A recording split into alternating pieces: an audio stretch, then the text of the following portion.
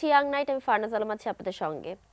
Social business is in demand right now, we can actually see it grow day by day. প্রিয় দর্শক, it has its benefits in its own way. It is good for the society, it's not dependent on anything, and on top of everything it gives good service. প্রিয় দর্শক, আজ আমরা এই বিষয়ে কথা বলবো। আমাদের সঙ্গে আছে জিওনের কো-ফাউন্ডার রুবায়েত খান। কেমন আছেন? ভালো আছি। ভালো আছেন। এবং আমাদের সঙ্গে স্কাইপে আছে ইরফান শরীফ, প্রোডাক্ট অ্যান্ড এক্সপিরিয়েন্স লিড। কেমন আছেন? ভালো আছি। ভালো আছে। আচ্ছা, ফার্স্ট টাইম একটু জাস্ট জেনে নিতে চাই আপনার কাছ থেকে যে what is Jiyon, tell me what does it basically do, how does it work? আচ্ছা, জিওন কি করে এটা বলার জন্য আসলে প্রথমে শুরু করা উচিত যে সমস্যাটা কি যেটা আমরা সলভ করার চেষ্টা করছি। হ্যাঁ। তো বাংলাদেশের আমাদের টোটাল জনসংখ্যা প্রায় 17 কোটি, তার মধ্যে অন্তত 70% মানুষ আসলে গ্রামে বাস করেন, এটা আমরা সবাই জানি। কিন্তু যেটা আমরা অনেকেই ভুলে যাই সেটা হচ্ছে যে এই 70% মানুষের কিন্তু সাধারণ স্বাস্থ্য সমস্যার জন্য যাওয়ার তেমন কোনো জায়গা নেই। বিকজ মানে ডাক্তাররা যে বাংলাদেশে যারা ডাক্তার আছেন তারা বেশিরভাগ সময়ই তারা শহর কেন্দ্রিক, এবং গ্রামে যারাও সার্ভ করেন তারাও সবসময় মানে গ্রামে থাকেন না। হাসপাতালের কনসেন্ট্রেশনও শহরে বেশি। তো সব দিক থেকে চিন্তা করলে আমরা যেগুলোকে খুব ফর গ্রান্টেড নিয়ে নেই, যে অসুস্থ হলেই আমি একটা কারোর কাছে যেতে পারি এবং সেবা পাই, সেই সেবাটা কিন্তু আসলে গ্রামের মানুষ এখন পাচ্ছে না। তো আমরা এই প্রবলেমটাকে সলভ করার চেষ্টা করছি একটু ডিফারেন্ট ভাবে, এবং সেটার পেছনে আমাদের ইম্পিটাসটা ছিল যে আমরা যখন এটা নিয়ে স্টাডি করা শুরু করলাম প্রবলেমটা, তখন আমরা দেখলাম যে বাংলাদেশের গ্রামে প্রায় 70-80% মানুষ তাদের সেবার জন্য যান লোকাল ফার্মেসিতে। হ্যাঁ, এলাকায় যিনি ওষুধ বিক্রি করেন, ওষুধ বিক্রেতার কাছে গিয়ে তারা বিভিন্ন রকমের স্বাস্থ্যের সমাধান আশা করেন এবং প্রত্যাশা করেন। তো আমরা যেটা করার চেষ্টা করছি যে এই যে ইনফ্রাস্ট্রাকচারটা অলরেডি বাংলাদেশে আছে, প্রায় 1.5 লক্ষ, তাদেরকে অনেক সময় পল্লী চিকিৎসক বলা হয়। তো এই পল্লী চিকিৎসকদেরকে আমরা কিভাবে করে আপগ্রেড করে একটা বেটার কোয়ালিটি সার্ভিস ওখানে প্রোভাইড করতে পারি, তো সেটা নিয়ে চেষ্টা করছি। এবং আমরা টেকনোলজি ব্যবহার করছি এখানে। অ্যাজ এ সোশ্যাল বিজনেস আমরা বেসিক্যালি টেলিমেডিসিনের মাধ্যমে এই গ্রামে যারা পল্লী চিকিৎসক আছেন তাদেরকে ঢাকায় ডাক্তারদের সাথে ইন্টারনেটের মাধ্যমে কানেক্ট করে দিচ্ছি। এবং যখন একজন রোগী তার কাছে আসেন তখন প্রবলেমটা যদি একটু কমপ্লিকেটেড হয়, তারা ওখান থেকে বসেই ঢাকার একজন ডাক্তারের স্পেশালিস্ট পরামর্শটা প্রেসক্রিপশনের মাধ্যমে ওখানে ইনস্ট্যান্টলি পেয়ে যেতে পারে। আচ্ছা, সো টেল মি যে এই যে আপনি বললেন যে টেকনোলজি একটু ব্যবহার করছেন এন্ড ইউ আর ইউজিং একটা বাংলাদেশ থেকে, মানে ঢাকা থেকে সোজা জানি কানেক্ট করে দিচ্ছেন and everything, so how many people are there in this whole thing যারা এখন লাইক বিভিন্ন জায়গায় যাচ্ছেন সার্ভিস প্রোভাইড করছেন? এই মুহূর্তে আমরা প্রায় 40 জন এই পল্লী চিকিৎসকের সাথে কাজ করছি, মূলত কিশোরগঞ্জ, নেত্রকোনা, সুনামগঞ্জ, এই 3টা ডিস্ট্রিক্টে। আমাদের ইচ্ছা আছে যে আলটিমেটলি সারা বাংলাদেশে প্রায় 10-15 হাজার অন্তত এরকম সেন্টার শুরু করার, যার মাধ্যমে আমরা বছরে অন্তত পক্ষে 2-3 কোটি মানুষের কাছে সার্ভিস নিয়ে যেতে পারবো। আচ্ছা, সো এই যে জিওনের এইটা স্টার্টিংটা কবে থেকে হয়? এটা আসলে বেশ লম্বা স্টোরি বলতে হবে। এর মধ্যে একটা পার্সোনাল স্টোরি আছে, একটা মানে আমার অ্যাকচুয়াল প্রফেশনাল লাইফের। তো একদম ছোটবেলা থেকেই যদি শুরু করি, আমি আমার ফ্যামিলিতে খুব সোশ্যাল অ্যাক্টিভিজমটা একটা চর্চা ছিল। আমার বাবা পরিবেশ আন্দোলনের সাথে যুক্ত ছিলেন, আমার দাদা কমিউনিস্ট মুভমেন্টের সাথে ইনভলভ ছিলেন। তো সেই জন্য ছোটবেলা থেকে আসলে সোসাইটির জন্য কিছু করার একটা ইচ্ছা ছিল আমার। তো পরবর্তীতে যখন আমি পড়াশোনা শেষ করলাম তখন সেবা করার জন্য আসলে এনজিও অথবা যারা নন প্রফিট অর্গানাইজেশন আছে তাদের কাছে যাওয়াটাই স্বাভাবিক মনে হলো। তো ওখানে গিয়ে আমি আমার কাছে যেটা মনে হলো যে আসলে এই সেম সার্ভিসগুলোকেও আরো এফিশিয়েন্টলি, আরো ইন্ডিপেন্ডেন্টলি দেওয়া সম্ভব, যেটা ডিপেন্ডেন্ট না থেকে। জি, এক্স্যাক্টলি। এবং এখন যেটা সমস্যা হচ্ছে অনেক সময় যে ডোনারদের যে প্রায়োরিটি, ইন্টারন্যাশনাল পলিটিক্স সেটাকে এফেক্ট করে। এখন ট্রাম্প আসার কারণে ইউএস পুরা এই এইড ইন্ডাস্ট্রিটা কিন্তু চেঞ্জ হয়ে যাচ্ছে, এবং তাদের প্রায়োরিটিসগুলো একটা ডিফারেন্ট ফর্ম নেবে। কিন্তু আমাদের নিড এবং ওদের প্রায়োরিটি সবসময় একসাথে মানে জাস্ট জেল করে না। তো সেই জন্য আমি চিন্তা করলাম যে এই প্রবলেমগুলোকে সলভ করার জন্য হয়তোবা একটা বেটার অ্যাপ্রোচ হতে পারে সোশ্যাল বিজনেস অথবা সোশ্যাল এন্টারপ্রাইজ, যেটার মাধ্যমে আমরা একটা ভ্যালুয়েবল সার্ভিস যদি মানুষের কাছে নিয়ে যেতে পারি, তাহলে হয়তো তারা যেই মানে এটার জন্য যেই টাকাটা দিবেন সেই টাকাটা থেকে অ্যাকচুয়ালি পুরো সার্ভিসটা রান করা সম্ভব। সো ওই চিন্তাটা থেকে আসলে আমাদের যাত্রাটা শুরু। এবং প্রথমে আমরা আরেকটা কোম্পানি ছিল আমাদের এমপাওয়ার নামে। সো এমপাওয়ারের মাধ্যমে আমরা আসলে এই গভর্নমেন্ট এবং মানে এনজিওদের মাধ্যমে এই সেবাগুলো কিভাবে করে গ্রামে নিয়ে যাওয়া যায় টেকনোলজি ব্যবহার করে। টেকনোলজির কথা বলছেন যেহেতু আমাদের ইভেন এটিএন নিউজের একটা প্রোগ্রাম কিন্তু আছে কানেক্টিং বাংলাদেশ, মনীষা দিদি, দিদি যেটা হোস্ট করছেন নিজে herself, and it's also a way there ডক্টরদের সাথে কানেক্ট করে তাদের প্রবলেমটা দিয়ে একটু সলভ করে দেওয়া। So it is a very good thing in fact I think, because এটি নিউজে শুধু না, এখন দেখছি যে আরো বাইরেও হচ্ছে এবং এটা ইটস গ্রোয়িং অ্যাকচুয়ালি। এবং এটা আমি একটু জানতে চাবো যে এই যখন ফিল্ডে যাওয়া হচ্ছে, when you go for an experience in the field, কি ধরনের এক্সপিরিয়েন্স হচ্ছে মানুষদের সাথে যারা ওখানে বসবাস করছে অনেক দিন ধরে, তাদের প্রবলেমসটা তারা কিভাবে নিয়ে এসে বলছে বা হাউ আর দে ফেসিং ইট? আচ্ছা, এখানে হয়তো ইরফানও কিছু মানে যোগ করতে আমি পারবে। আসলে তাহলে একটু ইরফানের কাছেই চলে যাই। ইরফান শুনতে পাচ্ছেন? জি জি শুনতে পাচ্ছি। আপনি তো ফিল্ডে কাজ করছেন এবং প্রোডাক্ট বা টেকনোলজিতে আপনার বেশি এক্সপিরিয়েন্সটা আছে। সো টেল মি যে মানুষ কিভাবে নিচ্ছে যখন আপনারা যাচ্ছেন ফিল্ডে, যখন একটা মানুষের সাথে এরকম ভাবে কানেক্ট করছেন যারা ভিলেজে আছে, তাদের সাথে যখন কানেক্ট করছেন, তারা কিভাবে এক্সপিরিয়েন্সটাকে নিচ্ছে বা এই সার্ভিসটাকে তারা কিভাবে অ্যাকসেপ্ট করছে, বা আপনারাও তাদের সাথে কানেক্ট করার জন্য আরো এক্সট্রা কি করছেন? সো আমরা যখন ফিল্ডে যাচ্ছি একটা জিনিস প্রথমত খুবই অবভিয়াস হয়ে যায়, সেটা হচ্ছে যে এই সমস্যাটার কথা যেটা রুবায়েত ভাই বললো, এটা খালি কথাই না, এবং সামনাসামনি যে সমস্যাটা দেখা যায় এটা খুব অবভিয়াস হয়ে যায় আমাদের জন্য। আচ্ছা। সো যেমন ধরেন আমরা অনেক সময় পেশেন্টদের দেখি যারা এসেছেন কিন্তু তারা হয়তো নিজেরা পাশের বাসা থেকে শুনেছেন যে এই ওষুধটা খেলে তাদের জন্য ভালো হবে, এবং তারা ওই ওষুধটা খেয়ে যাচ্ছে, মাঝে মাঝে এই ওষুধটা তাদের জন্য হয়তো ভালো না, এখানে অনেক সাইড এফেক্ট থাকতে পারে। সো এইসব কিছু জিনিস আমাদের খুব অবভিয়াস হয়ে যায় যখন আমরা ফিল্ডে যাই। আরেকটা জিনিস যেটা আমাদের মনে হয় যে প্রবলেমের সাইজটাকে দেখে আমাদের একটু মাঝে মাঝে একটু ভয় লাগে, আমরা ফেরত আসি, ফেরত এসে আবার প্ল্যান করে আবার ফেরত যাই, যে ইট ইজ অ্যাকচুয়ালি মানে অনেক বড় একটা সমস্যা এবং এটা একটা সিস্টেমিক প্রবলেম। প্রবলেম বলতে কি ধরনের প্রবলেম? সো ফর এক্সাম্পল আমরা যা দেখতে পাই হচ্ছে, ধরেন আপনি গ্রামে যখন আছেন, আপনার ক্লোজেস্ট হেলথ কেয়ার প্রোভাইডার হচ্ছে একজন পল্লী চিকিৎসক। আমাদের যেমন আমাদের ডক্টরের অ্যাক্সেস আছে, তার হয়তো 2 ঘন্টা ট্রাভেল করতে হবে কোন একটা শহরে যে একজন ডক্টরের সাথে দেখাতে, এমবিবিএস ডক্টর যে হতে পারে। তার আগে যারা পল্লী চিকিৎসকরা আছেন তারা তাদের যতটুকু সম্ভব তারা হেল্প করার চেষ্টা করেন, কিন্তু তাদের ব্যাকগ্রাউন্ডটা আসলে এমবিবিএস ডক্টরের মতো নয়। সো রুবায়েত ভাই যেটা বললো, অনেক সময় বেশিরভাগ প্রেসক্রিপশনই বাংলাদেশে আমাদের পল্লী চিকিৎসকরা দিচ্ছেন, এন্ড অনেক সময় তাদের নলেজ এসে থাকে হয়তো তারা হয়তো নিজেদের থেকে পড়ে বইদের কাছ থেকে, অথবা মাঝে মাঝে ফার্মাসিউটিক্যাল কোম্পানিদের মার্কেটিং টিমের কাছ থেকেও তারা হয়তো অনেক কিছু জানতে পারে, এভাবে তারা নিজেরা শিখে। কিন্তু একজন ডক্টরের কাছে যেতে হলে আপনি তো একা যেতে পারছেন না, আপনার সাথে মানুষ নিয়ে যেতে হচ্ছে, আপনার ফ্যামিলি নিয়ে যেতে হচ্ছে, তো যাওয়া আসার একটা বড় খরচ আছে। আপনি যখন ওখানে যাচ্ছেন হয়তো আপনি ভালো ডাক্তারকে হয়তো চিনেন না, কিন্তু ওখানে আবার এক একজন মানুষ আপনাকে এক একদিকে চেনে নেওয়ার চেষ্টা করবে। আরেকটা জিনিস হচ্ছে যে এই পুরো সিস্টেমটা ইজ ড্রিভেন বাই একটা কমিশন স্ট্রাকচার। সো এই কমিশন স্ট্রাকচারটার কারণে সবসময় আমাদের পেশেন্টদের ভালো যেটা, ওটাকে আমাদের পুরো হেলথ কেয়ার সিস্টেমটা দেখছে না। তো আমরা বারবার যে জিনিসটাকে ফস্টার করার চেষ্টা করি জীবনে, এটাকে বলা হয় human centred design. Human centred design আইডিয়াটা অ্যাকচুয়ালি পৃথিবীতে অনেক জায়গায় ব্যবহার হচ্ছে, স্পেশালি সোশ্যাল কনটেক্সটে, এবং এটা চেষ্টা করে এই প্রসেসটা চেষ্টা করে যেন আমরা এই পেশেন্টটাকে মাঝখানে রেখে আমাদের কাজের আমাদের কাজটা ক্যারি ফরওয়ার্ড করি। আচ্ছা, আমি একটু before I know more about ফিল্ডের সবকিছু, আমি একটু জানতে চাবো যে হোয়াট আর দ্য প্রিপারেশন, যেটা আমাকে ইরফান বললো যে প্রবলেমটা জেনে ফেরত আসতে হয় যখন অনেক বড় কোনো প্রবলেম দেখা দেয়। সো এটার এই ক্ষেত্রে what are the preparations do you guys take before going on to the field, মানে before facing any bigger problems, but what are the like কি ধরনের অ্যারেঞ্জমেন্ট করে নেওয়া হচ্ছে বিফোর জাস্ট গোয়িং? এন্ড এটা আসলে মানে হিউম্যান সেন্টার্ড ডিজাইনে যেটা করা হয় যে মানে আসলে মানুষের কাছ থেকে তাদের পার্সপেক্টিভটা মানে আমরা যেন তাদের নিজেদেরকে তাদের শুতে বসিয়ে জিনিসটাকে বোঝার চেষ্টা করি, সেটাকে প্রমোট করে।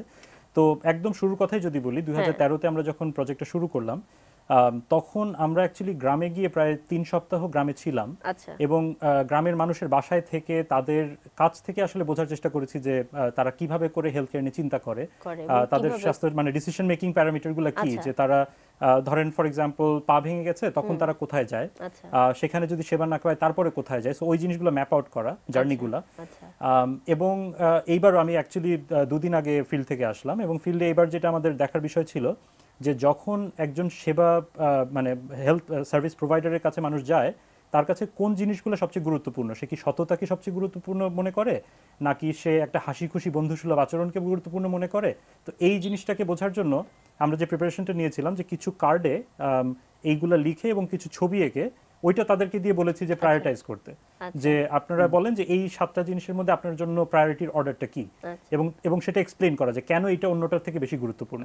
সো ওইটার থেকে কিন্তু অনেক কিছু বোঝা যায়, যেটা একটা ধরেন আপনি যদি একটা সার্ভে বেসড রিসার্চ করেন তাহলে ওই সেম ইনসাইটগুলো আপনি পাবেন না, যেটা যখন আপনি তার সাথে কোয়ালিটেটিভলি এই পুরো একটা অ্যানথ্রোপোলজিক্যাল ওয়েতে যখন এই রিসার্চটা হবে তখন ওটা বোঝা যায়।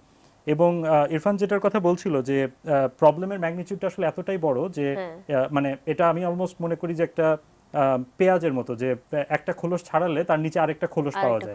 হ্যাঁ, তো এবং আমরা ঠিক ওই কোডটাতে ঢোকার চেষ্টা করছি কিন্তু এখনো পারছি না, 3 বছর 4 বছর হয়ে যাচ্ছে, কিন্তু আমরা একটা প্রবলেম সলভ করতে গিয়ে দেখা যায় যে আরেকটা প্রবলেম ফেস করতে হয়। যেমন ইরফানের কথা সূত্র ধরেই যদি বলি যে এই ডিস্টেন্সটা আমরা প্রথমে মনে করলাম যে একটা বড় প্রবলেম, সো আমরা প্রথম সলিউশনটাই ছিল যে একটা ডক্টরের সাথে ভিডিও অথবা অডিওর মাধ্যমে কানেক্ট করা ঢাকায়।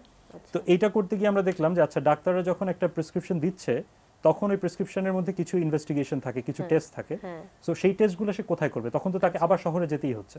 হ্যাঁ, তো এখন আমাদেরকে চিন্তা করতে হচ্ছে যে আসলে টেস্টগুলো সে কোথায় করবে। অথবা আমরা একটা মেডিসিন লিখলাম, হয়তোবা লো গ্রেড কিছু ফার্মাসিউটিক্যাল কোম্পানি ওর থেকে কম দামে ওই সেম ওষুধটা দিচ্ছে এবং ওষুধটার মানটা ঠিক নাই, তো তখন আমাদেরকে এখন এটা নিয়েও চিন্তা করতে হচ্ছে যে কিভাবে মেডিসিনের সাপ্লাই চেইনটা আসলে এটাতে ফিট করবে, কোয়ালিটিটা মেডিসিন কোয়ালিটি মেডিসিন কিভাবে করে আমরা এনশিওর করব এই পেশেন্টদের জন্য। তো আসলে মানে একটার পর একটা প্রবলেম আইডেন্টিফাইড হচ্ছে এবং আমরা ওগুলোকে একটার পর একটা সলভ করার চেষ্টা করছি। যেটা ফার্স্ট প্রবলেম বলা হলো যে একটা ডক্টর যখন কোনো কিছু টেস্ট করতে দিচ্ছে, so what are your suggestions for that? এগুলোতে আসলে অনেকভাবে জিনিসগুলোকে তো অ্যাড্রেস করতে হয়। তো একটা এই মুহূর্তে যেটা আমরা করছি যে ডাক্তারদেরকে আমরা বিভিন্ন রকমের ইনস্ট্রাকশন একটা প্রোটোকল মতো তৈরি করেছি যে কি ধরনের টেস্ট না দিলেই না কোন ধরনের ইলনেসের ক্ষেত্রে, এবং ডাক্তারদেরকে ওইটা আমরা একটু মোটিভেট করার চেষ্টা করছি যে সব রকমের টেস্ট না দিয়ে যত মিনিমাম টেস্টের মাধ্যমে এই রেজাল্টগুলো বের করে আনা যায়, এটা একটা। আরেকটা যেটা আমরা বিভিন্ন জায়গায় সারা বিশ্বে এখন এটাকে বলা হচ্ছে যে বায়োমেডিক্যাল সায়েন্সের যুগ। তো এই বায়োমেডিক্যাল সায়েন্সে এখন প্রচুর অ্যাডভান্সমেন্ট হচ্ছে, যে ছোট ছোট ডায়াগনস্টিক ইকুইপমেন্ট তৈরি হচ্ছে। যেমন আমরা এখন একটা কোম্পানির সাথে কথা বলছি যাদের একটা ছোট ইসিজি মেশিন আছে, যেটা মোবাইল ফোনের সাথে কানেক্ট করে ওখানে বসে ইসিজি করা যায়। তো এবং এগুলোর দামও খুব কম। তো আমরা যদি এই ডিভাইসগুলোকে আমাদের মানে আমাদের যেহেতু ফিল্ডে একটা ট্যাবলেট আছে, একটা প্রিন্টার আছে, তার সাথে যদি আমি এটাকে কানেক্ট করতে পারি তাহলে হয়তো একটা হার্টের রোগী তাকে আর শহরে এসে ইসিজি করাতে হবে না। হ্যাঁ, তো এই ধরনের বিভিন্ন রকমের ইনোভেশন নিয়ে আমাদেরকে আসলে এক্সপ্লোর করতে হচ্ছে যে কোনটা আসলে ফিট করবে, এবং নট নেসেসারিলি যে সবগুলাই করবে, একটা হয়তো ভালো কাজ করবে আর একটা খারাপ কাজ করবে, কিন্তু ওটাকে আমরা এইজন্য এটাকে এক্সপেরিমেন্টস, এক্স্যাক্টলি, এটাকে আমরা প্রোটোটাইপিং বলি। প্রোটোটাইপ করে করে আমরা আগাচ্ছি যে আসলে কোনটা কাজ করে কোনটা করে না। আচ্ছা, সো টেল মি, এই যে 2013 থেকে শুরু করা হলো এই জার্নিটা, সো এখন পর্যন্ত কতগুলো গ্রামে ভিজিট করা হলো? আসলে গ্রামের সংখ্যাটা আমি সঠিক এই মুহূর্তে বলতে পারবো না। আমাদের যে 40টা সেন্টার আছে এগুলা হচ্ছে একদম ইউনিয়ন লেভেলে যে বাজারগুলো থাকে কয়েকটা রোডের ইন্টারসেকশনে, ওই বাজারগুলোকে সার্ভ করে। হ্যাঁ, তো প্রত্যেকটা বাজারে ধরেন অ্যাপ্রক্সিমেটলি 10 থেকে 15টা ফার্মেসি থাকে।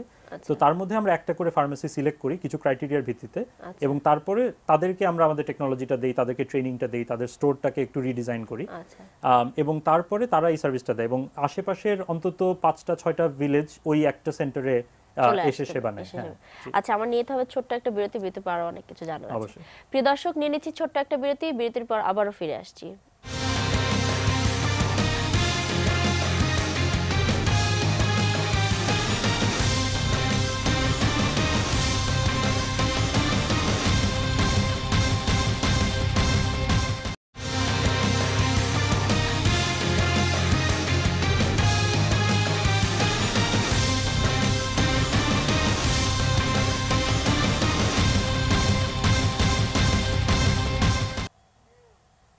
ওয়েলকাম ব্যাক ভিউয়ার্স, আপনারা দেখছেন ইয়াং নাইট, আমি ফারনাজ আলম আছি আপনাদের সঙ্গে। আমি একটু জানতে চাবো যে স্বাস্থ্য সমস্যাগুলো মূলত কি কি এখন? আসলে এটা বেশ কমপ্লিকেটেড প্রশ্ন, কারণ এটা প্রতিদিন আসলে ইভলভ করছে, এবং আজকে যেটা সত্যি হয়তো কালকেই সেটা সত্যি না। কিন্তু আমরা কয়েকটা বড় ট্রেন্ড দেখতে পাচ্ছি যেটা আমাদের কাছে খুব অ্যালার্মিং মনে হচ্ছে। তো একটা অবজারভেশন হচ্ছে যে আসলে শহরের সমস্যা আর গ্রামের সমস্যা সবসময় একরকম না। যেখানে ধরেন ফর এক্সাম্পল আমরা শহরে যেই বেসিক হেলথ অ্যান্ড হাইজিন গুলা মেনটেন করতে পারি, গ্রামে হয়তো বাচ্চারা একটা নোংরা পুকুরে গোসল করছে, অথবা একটা নদীতে গোসল করছে, ওটার জন্য তাদের অনেক রকমের স্কিন প্রবলেমস তৈরি হয়। তো ডার্মাটোলজি একটা বড় সমস্যা।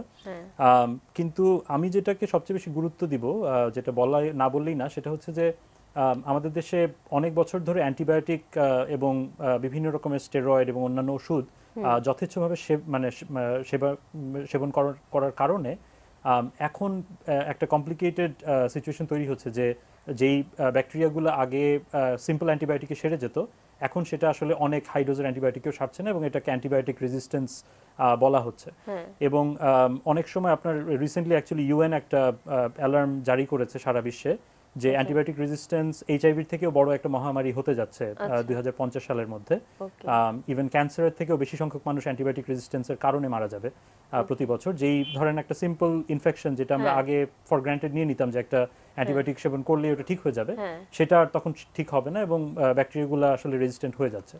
তো বাংলাদেশে এটার জন্য পলিসি আছে যে ওষুধ, যে ওভার দ্য কাউন্টার সব ধরনের ওষুধ সেবন করা উচিত না, কিন্তু এটা আসলে কেউ মানছে না এবং একদম গ্রামের দিকে মানে সিচুয়েশনটা আরো ভয়াবহ।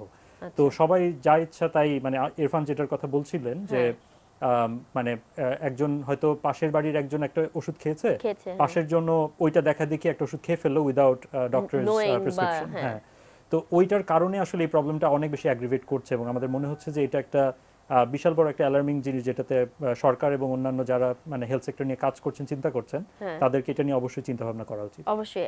আমি একটু ইরফানের কাছে চলে যেতে চাই। ইরফান, শুনতে পাচ্ছেন? হ্যাঁ, শুনতে পাচ্ছি। আচ্ছা, আমি একটু জানতে চাবো যে when you go for field এবং ফিল্ড ওয়ার্কে যখন যাওয়া হচ্ছে, how is a patient's need very different than usually যখন আমরা ঢাকায় থাকি বা ইউজুয়ালি যখন এখানে একটা পেশেন্টের নিড থাকে, যখন একটা গ্রামে যাচ্ছেন, যখন একটা পেশেন্টের সাথে ডিল করা দেখছেন, how is their need very different? খুব ইন্টারেস্টিং একটা প্রশ্ন। আসলে রুবাই ভাই যেটা বললো ওইটাই ঠিক, যে শুধু গ্রামে আর শহরে বলবো না, আসলে আমরা পাহাড়ি অঞ্চলে নাকি আমরা অনেক পানিওয়ালা আমাদের হাওর অঞ্চলে নাকি আমরা ফ্ল্যাটল্যান্ডে, ওইটাও কিন্তু অনেক ম্যাটার করে। তাদের হেলথ কি কি দরকার তাদের, সেটার উপরেও ডিপেন্ড করে। কিন্তু ক্লাসিক ডিফারেন্সেস যেগুলো আমি বলবো, যে আমাদের এখানে আই থিঙ্ক গ্রামের মানুষের হেলথ কেয়ারে সবচেয়ে বড় জিনিস যেটা তারা চায় সেটা হচ্ছে তারা ভালো হতে চায়। এখানে যেমন সবাই ভালো হতে চায় অফকোর্স, কিন্তু part of that is also আমি একটা ভালো জায়গায় থাকতে চাই, একটা ভালো রুমে থাকতে চাই, ওগুলো জিনিস ভালো ট্রিটেড হতে চাও। ওগুলো আমি বলবো না যে ইম্পর্টেন্ট না আমাদের গ্রামে যারা আছেন তাদের জন্য, কিন্তু ভালো হওয়াটা আরো বেশি ইম্পর্টেন্ট। এটার স্পেসিফিক রিজন হলো যে অনেক পেশেন্ট আমরা দেখছি যারা আমাদের কাছে আসছে একটা লাস্ট রিসোর্ট হিসাবে, মানে তারা অলরেডি 4-5 জনের কাছে দেখিয়েছে, হয় কবিরাজের কাছে অথবা অন্য ডাক্তারের কাছে অথবা পল্লী চিকিৎসকের কাছে, বিভিন্ন জায়গায় যে অনেক টাকা পয়সা খরচ করে সে যে আউটকামটা চাচ্ছিল সেটা পাচ্ছে না। সো তার জন্য এখন সেই ঠিক হওয়াটা, ভালো হওয়াটা অনেক ইম্পর্টেন্ট হয়ে যাচ্ছে কম্পেয়ার টু আমাদের এখানে, যেখানে আমাদের ভালো হওয়ার অ্যাক্সেসটা আরেকটু বেটার, আরো অনেক বেটার অ্যাকচুয়ালি। হ্যাঁ, অবশ্যই। ওইটা আমি একটা ক্লিয়ারলি ডিস্টিংশন দেখতে পাচ্ছি। দ্যাটস অ্যাকচুয়ালি যেটা বললো যে needs is very different, because এটা কিন্তু সত্যি একটা কথা যে আমাদের উনি যেটা বললো যে হ্যাঁ, গ্রামের মানুষদের জন্য এটা ইম্পর্টেন্ট না এমন কিছু না, বাট ভালো হওয়া মানে আমি এখনই হচ্ছি কবিরাজের কাছে যাচ্ছি, হোমিওপ্যাথির কাছে যাচ্ছি, তারপরে যে ফাইনাল যে আউটকামটা সেটা। আমি এটার সাথে একটু অ্যাড করতে চাই যে মানে আসলে কেন ভালো হওয়াটা এত জরুরি অন্যগুলোর তুলনায়, সেটা হচ্ছে যে শহরে যখন আমরা স্পেশালি আমরা যারা রিলেটিভলি ওয়েল অফ, আমাদের হয়তো মানে একটা ব্যাকআপ সাপোর্ট আছে, আমাদের হয়তো কয়েকজন ইনকাম করে মানে ফ্যামিলিতে, তখন আমাদের কিন্তু ওই কোয়ালিটি পারসেপশনটা স্লাইটলি ডিফারেন্ট হয়, যে আমি যার কাছে যাব সে কি আমার লং টার্ম বেনিফিটগুলোকে দেখছে নাকি শর্ট টার্ম বেনিফিটগুলোকে দেখছে। যেমন আমি যখন আমার বাচ্চাকে একজন ডাক্তারের কাছে নিয়ে যাই, ডাক্তার যদি শুরুতেই একটা স্টেরয়েড অথবা একটা অ্যান্টিবায়োটিক দিয়ে দেন, তাহলে আমার সেই ডাক্তারকে ভালো লাগে না, কারণ সেই ডাক্তার হয়তো আমার বাচ্চার লং টার্ম বেস্ট ইন্টারেস্টটাকে দেখছেন না। কিন্তু যদি আমি গ্রামের কথা চিন্তা করি, তার জন্য কিন্তু যেহেতু তাকে প্রতিদিনের আয়টার উপরই তাকে নির্ভর করতে হয় এবং দিনে এনে তাকে দিনের খাবারটা জোগাড় করতে হয়, এজন্য তখন কিন্তু তার জন্য ইকুয়েশনটা কমপ্লিটলি আলাদা। তার তখন চিন্তা করতে হয় যে কে আমাকে খুব তাড়াতাড়ি একটা রেজলিউশন দিতে পারবে, হ্যাঁ, এবং আমি তাড়াতাড়ি যেতে পারবো এক্স্যাক্টলি, এবং ব্যাক টু ওয়ার্ক। এবং ওটার কারণেই যেটা হয় যে এই যে ধরেন অ্যান্টিবায়োটিক বেশি খাওয়া অথবা স্টেরয়েড বেশি খাওয়া, এটা শুধুমাত্র যে মিস ইনফরমেশনের কারণে অথবা হেলথ অ্যাওয়ারনেসের অভাবের কারণে তা না, এটা অনেক সময় হচ্ছে প্র্যাকটিক্যাল রিয়ালিটি, যে আমি হয়তো ওষুধটা তাড়াতাড়ি, এটা যদি আমি হাই ডোজের একটা অ্যান্টিবায়োটিক খেয়ে ফেলি তাহলে হয়তো আমি তাড়াতাড়ি সুস্থ হব এবং তাহলে হয়তো আমি তাড়াতাড়ি মানে কাজে যেতে পারবো। সো এই মানে জাস্ট মানুষের পারসেপশনের মানে যে জায়গাটাতে সবচেয়ে বড় ডিফারেন্স সেটা হচ্ছে যে এই প্রায়োরিটাইজেশনটা, যে তার কাছে কোনটা বেশি important. That is actually very true. এবং এই জিনিসগুলোর জন্যই কিন্তু যেটা আপনি বললেন যে ওষুধের যে এটা কোয়ালিটিটা মাঝে মাঝে ইয়ে করা হচ্ছে না, বা পাশের জন কি খাচ্ছে এটা শুনেই খেয়ে ফেলা হচ্ছে। আচ্ছা জীবন, তো এখন like 3-4 years there is like already 40 centers and everything. What is your future plan? Future প্ল্যানটা আসলে অনেকটাই মানে আনসার্টেন সত্যিকার অর্থে বললে, কারণ সোশ্যাল বিজনেসের একটা বড় ডিফারেন্স যেটা মানে ফ্রম ট্রেডিশনাল এনজিওস ইজ যে এনজিওতে ধরেন আপনি একটা ডোনারের ফান্ডিং এর জন্য অ্যাপ্লাই করলেন, 5 বছরের জন্য আপনার ফান্ডিং থাকলো, আপনি 5 বছরের একটা প্রজেক্ট রান করলেন এবং পাশাপাশি আপনি হয়তো নতুন প্রজেক্ট আনলেন এবং সেটা থেকে ফান্ডিং আসলো। সোশ্যাল বিজনেসের ক্ষেত্রে আমরা পুরোপুরি প্রাইভেট ইনভেস্টমেন্ট নির্ভর এবং একজন ইম্প্যাক্ট ইনভেস্টর সবসময় যখন টাকা দেয় তাকে দুইটা জিনিস হিসাব করতে হয়। একটা হচ্ছে যে এই টাকাটা রিটার্ন আসার সম্ভাবনা কতটুকু, এবং দ্বিতীয়ত এটা থেকে আসলে ইম্প্যাক্ট কতটুকু হচ্ছে, মানুষের কতটুকু উপকার হচ্ছে। তো মানে কমপ্লিকেশনটা অথবা ব্যারিয়ার টু মানে scaling is actually two fold মানে এনজিওর তুলনায়। কিন্তু যেই কারণে আমরা সোশ্যাল বিজনেস মডেলটাতে গেলাম তার কারণ হচ্ছে যে একটা বিজনেসের যে ইন্ডিপেন্ডেন্সটা থাকে এবং বড় হওয়ার যদি আমাদের মডেলটা ঠিক থাকে এবং মডেলটা যদি আমরা একটা ভালো মডেলে অ্যারাইভ করতে পারি তাহলে এটাকে বড় করার অপরচুনিটিটা অনেক বেশি। যেটা ধরেন একটা এনজিওর পক্ষে 5 কোটি মানুষকে রিচ করাটা খুব ডিফিকাল্ট, কিন্তু একটা বিজনেস যদি একটা ছোট পরিসরে ভালো করে দেখাতে পারে যে আসলেই কাজ করছে জিনিসটা, মডেলটা, তখন এটাকে আসলে অনেক বড় করা যায়, 4 কোটি 5 কোটি 10 কোটি মানুষের কাছে এটা নিয়ে যাওয়া যায়। তো ওই আসলে ইম্পেটাসটা ছিল বলেই আমরা এটাকে একটা বিজনেস হিসেবে রেজিস্টার করেছি। সো এখন পর্যন্ত there is nothing certain but you plan to go ahead. আমরা চেষ্টা করছি, এখন দেখা যাক কোথায় যায়। আচ্ছা আমি আপনাদের একটু জানতে চাবো যে লাস্ট যেই গ্রামটা আপনারা ভিজিট করলেন, টেল মি সেটার কিছু এক্সপেরিয়েন্সের ব্যাপারে আমি একটু জানতে চাই। Great question. আসলে অনেকগুলাই বলতে হয়, তার মধ্যে একটা এই মুহূর্তে মনে পড়ছে যে একজন ভদ্রলোক, তিনি মালয়েশিয়াতে ছিলেন এবং দেশে ফেরত এসেছেন কিছুদিন, প্রায় বছর 4 আগে, এবং তারপরে তার একটা স্কিন প্রবলেম হয়, যে স্কিন প্রবলেমটার থেকে তার সারা শরীরে সেটা ছড়িয়ে যায় এবং মানে এমন অবস্থা হয় যে ঘায়ের মতো হয়ে মানে স্কিনটা উঠে আসছে একদম হাতের সাথে, এরকম একটা সিচুয়েশন। তো সেটা নিয়ে উনি অনেকগুলো জায়গায় ঘোরাঘুরি করেন। প্রথমে কবিরাজের কাছে যান, তারপরে ফার্মেসিতে যান, তারপরে কয়েকজন লোকাল এমবিবিএস ডাক্তারের কাছেও যান, এবং তাকে দালালের খপ্পরে পড়ে প্লাস বিভিন্ন মানে অনেক ক্লিনিক আছে গ্রামের দিকে যারা আসলে ঠিক সার্ভিসটা থেকে তাদের কাছে টাকা বানানোটা বেশি ইম্পর্টেন্ট। সো সেই ধরনের কিছু জায়গায় গিয়ে প্রায় 2 লক্ষ টাকা তার খরচ হয়ে যায়। তার বেসিক্যালি পুরা মালয়েশিয়া থেকে ফেরত আসার সময় যে সেভিংটা ছিল সেটা পুরাটাই তিনি খরচ করে ফেলেন এটার পেছনে। এবং তারপরে যখন মানে ফাইনালি তিনি ময়মনসিংহে যান এবং ময়মনসিংহে একটা মানে মেডিকেল কলেজের একজন ডাক্তারের কাছে গিয়ে ফাইনালি তিনি একটা রেজলিউশন পান এবং মানে তিনি এখন ভালো আছেন, ওটা দেখে খুব ভালো লাগলো। কিন্তু আসলে মানে তার মতো কতজন ওই ভাগ্যটা আছে যে তিনি ময়মনসিংহ পর্যন্ত যেতে পারবেন, এটাও আমার কাছে আসলে চিন্তা করছিলাম যে হয়তো ওই ভাগ্যটা সবার হয় না, স্পেশালি মহিলা এবং বাচ্চাদের ক্ষেত্রে। স্পেশালি হ্যাঁ, এবং আরেকটা জিনিস যেটা যারা হচ্ছে প্রেগন্যান্ট মহিলা তাদেরও কিন্তু ট্রাভেলিংটা is a very difficult thing. হ্যাঁ, এবং তাদের জন্য মহিলা অ্যাকচুয়ালি প্রেগন্যান্সিতে মারা যাচ্ছেন বিকজ অফ দ্যাট, যে মানে ট্রাভেল করতে পারছে না, রাইট টাইমে যে চিকিৎসাটা দরকার সেই চিকিৎসাটার অভাবেই কিন্তু অনেকে মারা যাচ্ছে। আমি একটু ইরফানের কাছ থেকে শুনতে চাই। ইরফান, আপনি তো অনেক ফিল্ডে থাকেন এবং প্রোডাক্ট নিয়ে কাজ করছেন, টেকনোলজি নিয়ে কাজ করছেন, সো এই ক্ষেত্রে what are the problems are you facing and how are you trying to solve it? The problems we are facing, to clarify করবো যে প্রবলেম আমরা ফেস করছি, পেশেন্টরা যেটা ফেস করছে। ওকে, সো রুবায়েত ভাই যে স্টোরিটা বললো, আসলে এই স্টোরিটা আমরা না বারবার দেখি, মানে এই স্টোরিটাই অ্যাকচুয়ালি ঘুরপা খেয়ে আসতে থাকে, কিন্তু সবসময় সে যেটা বললো যে প্রপার গুড রেজলিউশনটা হয়তো আসে না। সো পেশেন্টদের একটা সমস্যা যেটা আমরা, সো প্রথমত আমাদের কিছু পেশেন্ট এক্সক্লুশন ক্রাইটেরিয়া আছে প্রথমেই, যে আমরা কিছু পেশেন্টের সাথে এখন কাজ করছি না। হ্যাঁ, তার ভিতরে ছোট বাচ্চারা পড়ছে, তার ভিতরে প্রেগনেন্ট মহিলারাও পড়ছেন। এইটার কারণে না যে আমরা এখানে আমরা শুরু করতে চাই না, বাট জাস্ট আমাদের জন্য জিনিসটাকে একটু সিম্পলিফাই করতে এবং আমাদের এফর্টগুলো একটু ফোকাস করার জন্য। তো প্রেগনেন্ট যারা আছেন তাদের ওই সমস্যাটা আমরা এখনো অত ভালোভাবে সলভ করতে পারছি না। কিন্তু একটা এক্সপিরিয়েন্সের কথা বলতে পারি, যে আমি এই শনিবার কিশোরগঞ্জেই ছিলাম।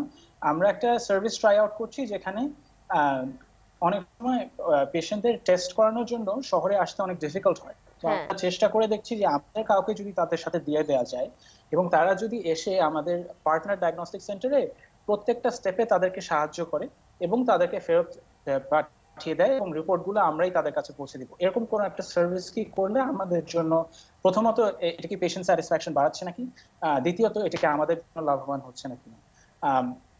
ওইটা করার সময় আমি বারবার যা দেখছি যে অনেক বয়স্ক মানুষ এখানে আসছেন যারা হয়তো কিশোরগঞ্জ বড় শহরে একা কখনো আসেনি, মহিলা মানুষ দেখছি অনেকবার যারা আসছেন, যাদের জন্য ট্রাভেল করাটা অনেক ডিফিকাল্ট। ইভেন আমরা যেই কাছাকাছি জায়গা থেকে উঠাচ্ছি তো সেখান থেকেও তাদের বাসা থেকে সেখানেও একজন মানুষের তাদের নিয়ে আসতে হচ্ছে। তো এই প্রবলেমটা অ্যাকচুয়ালি অনেক, মানে আমাদের যে ইনভেস্টিগেশনের কথা রুবাদ ভাই বললো যে আমাদের পরীক্ষা থাকে যেগুলো হয়তো মানুষ অনেক সময় করে না, করতে চায় না বা পারে না, ওই প্রবলেমটাকে আমরা এইভাবে ট্যাকল করার চেষ্টা করছি। সো আমরা চেষ্টা করছি ক্রিয়েটিভ কিছু মেথডস বের করতে, যেন আমরা পেশেন্টকে ওয়ান্স এগেন আমাদের যে হিউম্যান সেন্টার ডিজাইনের কথা বললাম, আমাদের পেশেন্টের প্রবলেমটা সলভ করতে হবে এট এভরি স্টেপ তাদের জার্নি। তো এইভাবে আমরা কিছু ক্রিয়েটিভ ভাবে আমরা সলিউশন দেওয়ার চেষ্টা করছি। আচ্ছা, so that is actually a good thing. আমি আরেকটা যেটা জিনিস জানতে পারলাম যে not only pharmacy যেগুলো আছে সেটার সাথে you're not only connecting, you're also connecting with the diagnostic centers. That is also a good thing, যে টেস্টের জন্য একটু ইজি করে দেওয়া এবং অ্যাকচুয়ালি প্রপারলি টেস্টটা হচ্ছে নাকি সেটা মেক শিওর করার জন্য। আচ্ছা, সো এরকম ভাবে you guys are moving forward. So I'm going to ask you the last question, যে এটা তো স্টার্ট করেছেন একটা ভালো উদ্দেশ্যে, যে আমি যেটা বললেন যে সেবা করতে ভালো লাগে, সমাজ সেবা বা সোশ্যাল যেই সেবাগুলো, বাট এইটাতে যে এখন প্রবলেমসগুলো আপনারা ফেস করছেন, যেসব প্রবলেমসের সলিউশন, যেটা আরেকটা প্রবলেম হলো যে ইসিজি, জাস্ট ফোনের থ্রুতে ইসিজি করাটা, সো এরকম ধরনের do you guys want to take partners or do you want help from anybody to come and help you guys, so that এই জিনিসটাতে যেসব প্রবলেমস এখন ফেস করছেন সেটা যেন আরো ফার্দার না করেন? মানে আসলে পার্টনারশিপ ছাড়া কোনো গতি নাই, কারণ মানে হেলথ কেয়ার সেক্টরের এই প্রবলেমগুলো এত বড় যে এটা আসলে কোনো একটা এন্টিটির পক্ষে সলভ করা সম্ভব না। সো আমি যদি ধরেন ফর এক্সাম্পল এখন ডক্টরওয়ালা বলে আরেকটা অর্গানাইজেশন, তারা ডক্টরদের অ্যাপয়েন্টমেন্ট বুকিং করে দিচ্ছেন। তো আমরা যেমন তাদের সাথে কথা বলছি যে হয়তোবা ইন দ্য নিয়ার ফিউচার আমাদের ফার্মেসিগুলো থেকেই বাংলাদেশের যে কোনো ডাক্তারের কাছে অ্যাপয়েন্টমেন্ট বুকিংটা আমরা ওখান থেকেই করে দিতে পারবো। হ্যাঁ, তারপরে ধরেন এই যে ডায়াগনস্টিক সেন্টারের কথা যেটা বললাম, আমরা ওই ইসিজি টেস্টের কথা যেটা বললাম, সো আমরা constantly we are looking for partners যাদের মাধ্যমে আসলে আমরা একটা ভালো সেবা মানুষের কাছে নিয়ে যেতে পারবো। এবং because health care centre is a very huge, হ্যাঁ এক্স্যাক্টলি, একটা মানুষ করলে it's not gonna work, there is many parts to it. হ্যাঁ, এবং ধরেন আমাদের টেকনোলজির কথা আপনি জিজ্ঞেস করছিলেন, ইরফান যদিও এক্সপেরিয়েন্সের সাইডটাতে একটু এলাবোরেট করলো। তো ধরেন আমাদের প্রত্যেকটা পেশেন্টের যে ডেটাটা আমরা পাচ্ছি প্রত্যেকটা ইন্ডিভিজুয়াল কনসালটেশনের সময়, ডেটাটা কিন্তু আমাদের কাছে রেকর্ডেড থাকছে এবং এটা আমাদের একটা ইলেকট্রনিক হিস্ট্রি তৈরি হচ্ছে। তো আমার কাছে যেটা মানে আমার কাছে ভাবতে ভালো লাগে যে ধরেন আমি ঢাকায় বসে থেকেও আমার কিন্তু একটা ইলেকট্রনিক মেডিকেল রেকর্ড নাই, কিন্তু গ্রামের মানে একজন বাচ্চা অথবা একজন অশিক্ষিতা মহিলা, স্বশিক্ষিতা মহিলা, তার কিন্তু একটা ইলেকট্রনিক মেডিকেল রেকর্ড তৈরি হচ্ছে। সো বেসিক্যালি তারা যদি পরে চায় সেটা নিয়ে তারা ডক্টরের কাছে যেতে পারে। এক্স্যাক্টলি, এবং আমরা চাচ্ছি যে ইভেন্চুয়ালি ওই লিংকেজগুলো এস্টাবলিশ করতে, যে তাকে যখন আমি একজন ডাক্তার অথবা ডায়াগনস্টিক সেন্টারে পাঠাবো তখন যেন তার রেকর্ডটা তার সাথে যায় রাদার দেন, এবং তাকে সেটা নিয়ে হয়তো চিন্তাও করতে হবে না, ধরেন একটা ফিঙ্গারপ্রিন্টের মাধ্যমে অথবা তার ফেস রেকগনিশনের মাধ্যমে তার রেকর্ডটা ট্রাভেল করবে সব জায়গায়। That is actually a very good thing, because দেখা যাচ্ছে যে ঢাকায় এসে নতুন করে টেস্ট করায়, ডক্টর দেখায় না হলে পুরো জিনিসটাই রেডি থাকে, সে জাস্ট এসে যদি করতে চায়, that is actually a very good thing. এবং আপনাদের যে ইন্টেনশনটা আমি বলবো দ্যাট ইজ অলসো ওয়ান্ডারফুল। আপনার সাথে কথা বলে খুব ভালো লাগলো এবং আমি অ্যাকচুয়ালি প্রোগ্রামের একদম শেষে চলে এসেছি। Thank you so much. প্রিয় দর্শক, কথায় কথায় তো প্রোগ্রামের একদম শেষে চলে আসলাম। আজকে কিন্তু আমরা খুব ইম্পর্টেন্ট একটা বিষয় নিয়ে কথা বলেছি। Health care is a very important factor এবং এটাতে নিয়ে আমরা যত মানুষই এগিয়ে আসবো না কেন ততই কিন্তু আমাদের হেলথ কেয়ারের যে প্রবলেমগুলো সেগুলো সলভ হবে। আজ এই পর্যন্তই। ভালো থাকবেন, সুস্থ থাকবেন, এটিএন নিউজের সঙ্গে থাকবেন।